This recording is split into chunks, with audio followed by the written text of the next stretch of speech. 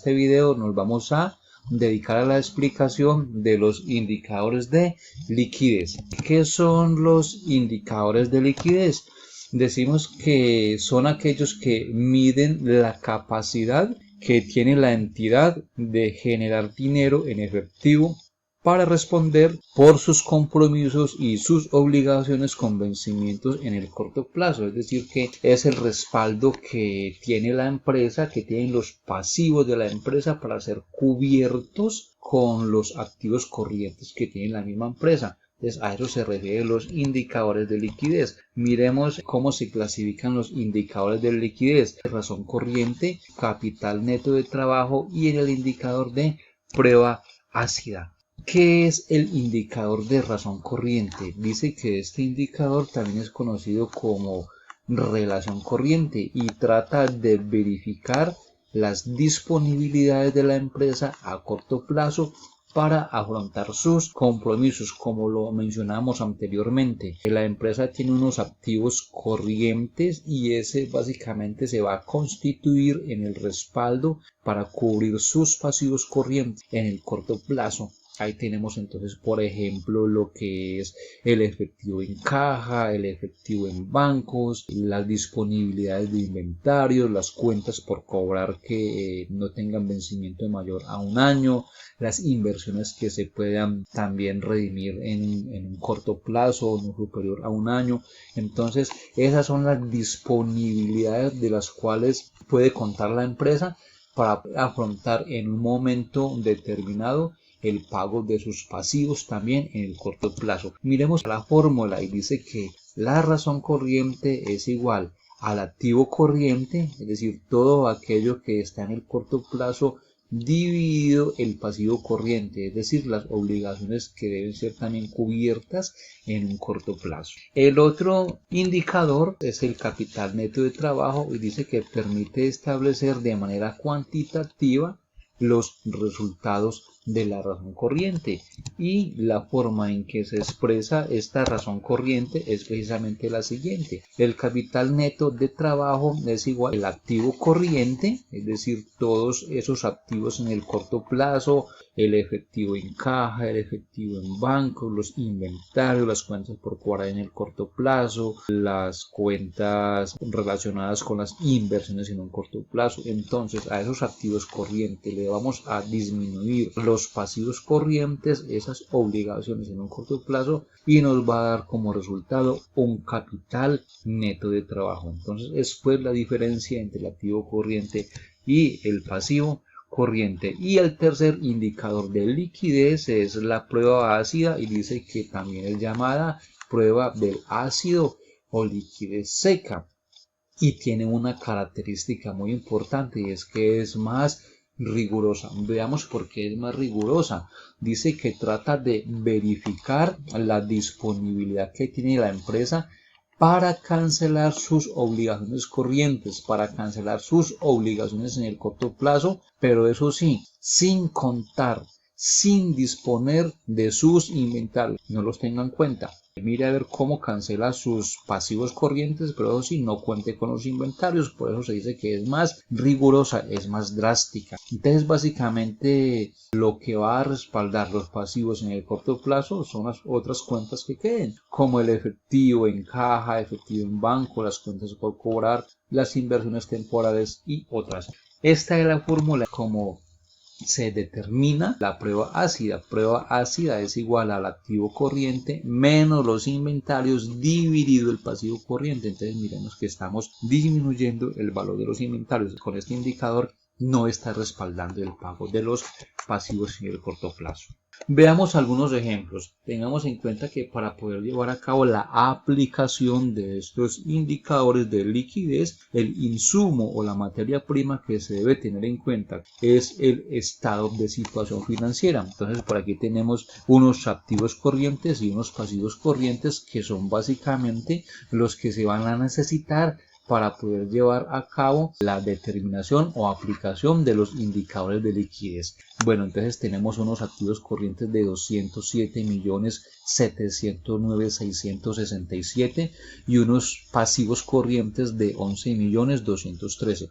Vamos a aplicarlos en cada una de estas fórmulas. Bueno, aquí tenemos la razón corriente. Recordemos la fórmula, es igual a activo corriente menos pasivo corriente. De acuerdo al estado de situación financiera que les acabo de mostrar en la diapositiva anterior, el activo corriente es igual a 207.709.667 dividido unos pasivos de 11.213 y nos da un 19. Es decir, que por cada peso que la empresa debe en el corto plazo cuenta con 19 pesos para respaldar sus obligaciones en el corto plazo. Esa es la interpretación que se le da al resultado de este indicador. Podemos identificar que tiene un muy buen respaldo. La idea es que por cada peso que deban sus obligaciones tenga un peso como respaldo. Esa sería como la relación ideal, el 1 a 1. Pero aquí observemos que tenemos un respaldo de 19 pesos en el activo para respaldar un peso en el pasivo. Aquí tenemos unas consideraciones adicionales. Dice, primero, este indicador entre más alto se considera mucho mejor. ¿Sí? Es verdad. Y se puede comenzar a considerarlo bueno a partir de una relación 1 a 1, como les había indicado. Y aquí tenemos una relación de 19 a 1. O sea, tiene un respaldo más que suficiente para poder cubrir esas obligaciones en un momento determinado.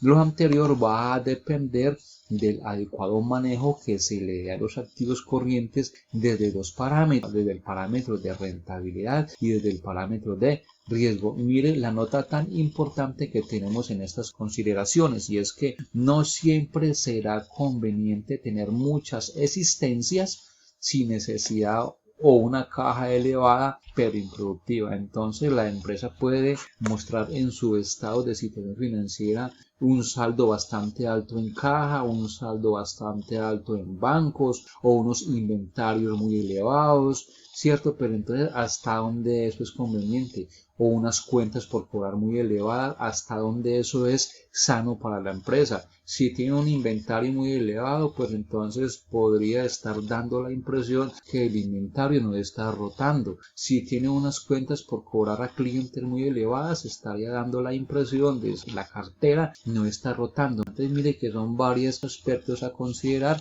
para poder tener en cuenta estos dos parámetros: rentabilidad o riesgo, hasta dónde es bueno o hasta dónde es malo. Tengamos en cuenta el numeral 2, se puede considerar bueno a partir de una relación 1 a 1, y aquí estamos hablando, vuelvo y repito, para este ejemplo de una consideración 19-1. Entonces ahí se tendría que prestar especial cuidado a estos dos parámetros de rentabilidad y riesgo, porque puede que no sea conveniente mantener un elevado índice en estas cuentas del activo corriente. El otro indicador es el capital de trabajo. Recordemos la fórmula, dice que el capital neto de trabajo es igual al activo corriente menos el pasivo corriente. De acuerdo a los datos del estado de situación financiera, el activo es igual a 207.709.667 menos un pasivo corriente de 11.213 y nos da un capital neto de trabajo de 196.496.667 pesos. La interpretación es la siguiente: al finalizar el año, la empresa tenía 196.496.667 de su activo corriente, es decir, que estaba financiando sus activos corrientes aproximadamente con solo un 5% de sus pasivos corrientes y el resto con recursos a largo plazo.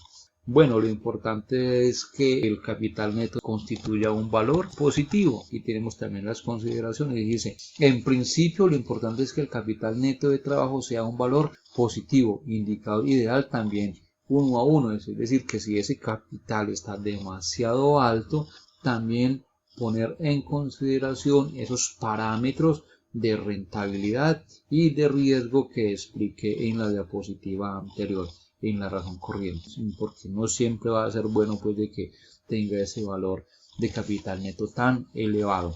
Este indicador merece su análisis dependiendo del tipo de empresa, es decir que el resultado va a ser diferente tanto para una empresa comercial, para una empresa industrial y para una empresa de servicios. Y nos indica que en una empresa comercial los activos más importantes son los inventarios, lógicamente va a estar la bodega, de la empresa con suficiente inventario, dependiendo pues del tipo de negocio. En una industrial el activo más representativo lo tiene la propia planta de equipo, maquinarias, equipos, edificios, construcciones. Y en una empresa de servicios, pues los activos más importantes van a ser las cuentas por cobrar, no van a ser ni los inventarios, porque qué inventario va a manejar, la propia planta de equipo y escasamente algunos equipos para llevar a cabo la prestación del servicio. En todo caso, sí, el más representativo sería entonces las cuentas por cobrar. Y el último indicador de estas razones de liquidez tenemos que son la prueba ácida. Recordemos la fórmula, nos dice que la prueba ácida es igual al activo corriente menos los inventarios dividido el pasivo corriente. Aplicando nuevamente los datos que tenemos en el estado de situación financiera, tenemos que es 207.709.667 de activos corrientes menos el inventario que corresponde a 29.166.667 dividido los pasivos corrientes que corresponde a 11.213 nos da un resultado en este indicador del 16. ¿Cuál sería la interpretación? La empresa presenta una prueba ácida de 19, disculpen, aquí hay un error, es 10.16, es decir, que por cada peso que se deba en el corto plazo, pues se cuenta con 16, no son 19, 16 en activos corrientes de fácil realización sin tener que recurrir a la venta de sus inventarios. Nuevamente, identificamos de que la empresa está, digámoslo, está sobrada. Pero hay que entrar a identificar esos parámetros de riesgo, rentabilidad, hasta donde es conveniente tener unos activos corrientes tan altos. Aquí no hay ningún problema, la empresa tiene con qué respaldar esos pasivos corrientes sin recurrir también a contar con los inventarios de la empresa.